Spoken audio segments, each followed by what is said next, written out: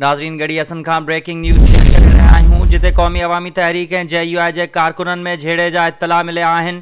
अवां खे ॿुधाईंदा हलूं त घड़ी असन जी कंडराणी में झेड़ो थी पियो आहे। यूनियन काउंसिल कंडराणी जे पोलिंग स्टेशन गुलशेर कंडराणी में क़ौमी अवामी तहरीक ऐं JUI झेड़े दौरान धुरिन पारां लठियुनि ऐं सिरोटनि जो आज़ादाणो इस्तेमालु कयो वियो आहे। पोलिंग स्टेशन मैदान जंग में तब्दील थी वई आहे।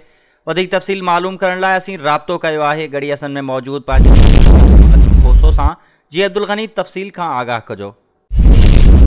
जी बिल्कुल, घड़ी असन जी यूनियन काउंसिल कंडराणी आहे, जिते पोलिंग स्टेशन गुलशेर कंडराणी में क़ौमी अवामी तहरीक ऐं JUI जे हामियुनि विच में झेड़ो थी पियो आहे। झेड़े दौरान लठियुनि ऐं सिरोटनि जो आज़ादाणो इस्तेमालु सबबि पोलिंग स्टेशन मैदान जंग में तब्दील थी वियो आहे। झेड़े में काउंसिलर जे ॿिनि उम्मीदवारनि अताउल्ला कंडराणी ऐं वली मोहम्मद कंडराणी समेत 10 ॼणा जेके आहिनि ज़ख़्मी थी पिया आहिनि। झेड़े सबबि पोलिंग स्टेशन जेके आहे उहा आर्ज़ी तौरु बंदि कई वई आहे। जी तफ़सील ॿुधाइण लाइ महिरबानी अब्दुल गनी।